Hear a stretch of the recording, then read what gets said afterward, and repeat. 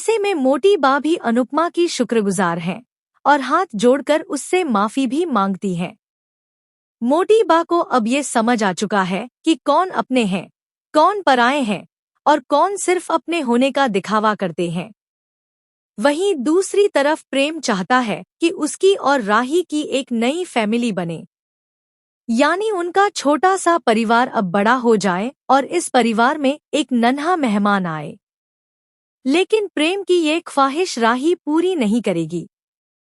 राही साफ साफ मना कर देती है कि वो अभी बेबी के लिए तैयार नहीं है और उसे बच्चा नहीं चाहिए। जब पति पत्नी ये बात आपस में कर रहे होते हैं, तभी मोटी बा ये बात सुन लेती है। वो समझ लेती है कि माँ खुशियाँ लाना चाहती है और बहू उन खुशियों पर ग्रहण लगा रही है। अधूरी बात सुनकर मोटी बा वहां से चली जाती है और अपने मन में ख्याली पुलाव पकाने लगती है। उनके दिमाग में ये बात घर कर जाती है कि राही प्रेम और पूरे कोठारी परिवार को वश में नहीं रखना चाहती। इसके बाद शाह परिवार और अनुपमा का वेलकम होता है। सब लोग मोटी बा का बर्थडे खुशी खुशी एंजॉय कर रहे होते हैं, लेकिन वहीं राही पर लग जाता है बड़ा इल्जाम। पहले तो मोटी बा राही पर चिल्लाती है और कहती है कि उसने सही नहीं किया। जब राही को समझ ही नहीं आता कि उससे गलती क्या हुई है और बात किस बारे में हो रही है, तो वो पूरी तरह शॉक में आ जाती है। राही पर कई सारे इल्जाम लगाए जाते हैं।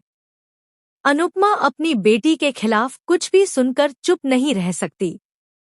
वो मोटी बा से सवाल करती है कि आखिर राही ने ऐसा क्या कर दिया है कि सब लोग उस पर इतना गुस्सा कर रहे हैं।